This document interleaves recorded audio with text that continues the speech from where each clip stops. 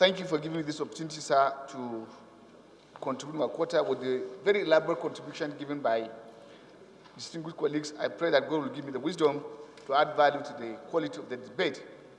First, to thank my brother, colleague, friend, Dependable Ali, for bringing this very important motion. Honorable Falake, thank you very much for doing us proud, giving direction to the country. May God give you more wisdom to do more on all of us. And to thank President Buhari too, sir, for a number of policies that you have taken in the country towards making us self-employed. First, in the area of intervention in the agricultural sector. This is one very important activity that have taken place in the country, and to pray that more of the interventions come in so that we'll be through with all that we will be doing and asking that the industry come up.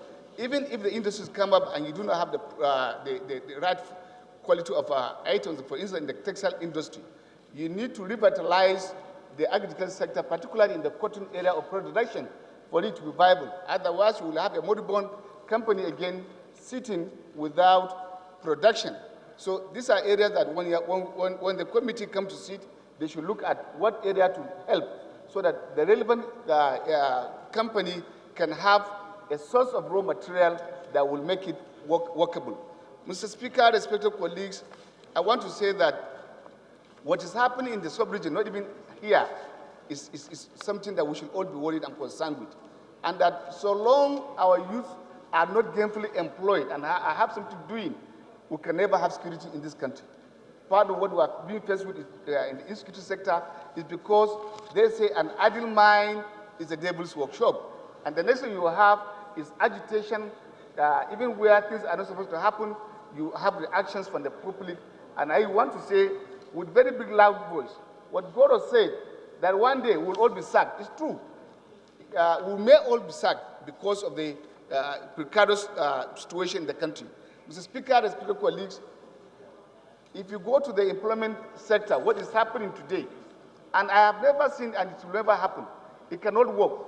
Today, our budget, national budget, we are funding to pay salaries. More than 80% of what we are doing in the budget funding is going to salaries. Nothing in the production, nothing in infrastructure development. There's no way we can develop, this country cannot move forward.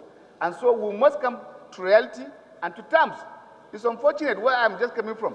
I saw a situation whereby they are importing even tomato in Liberia, importing tomato, importing cucumber. The things that ordinarily somebody can do will require leadership. And this is what exactly you have done. Until you give leadership to the people, even though they have a very arable land, but they are not utilizing what they are supposed to have. Leadership is what is required, and I want to say that when the history, sir, let it not be that, yes, we are going to give another sort of money to people who will not enjoy from the comfort of their bedroom and go away with it.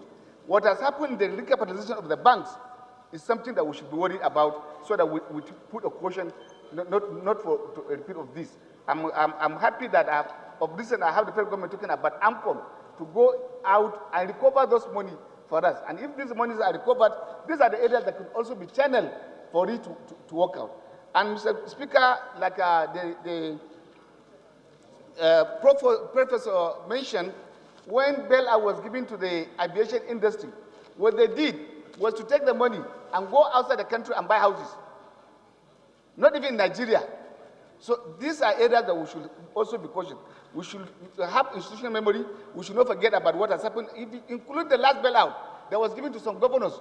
Some governors did not use the money for what is supposed to be used for, and we should be cautious.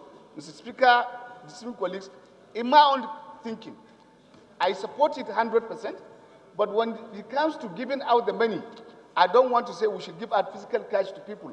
If you have an industry and you have importation of materials, go and make your negotiation.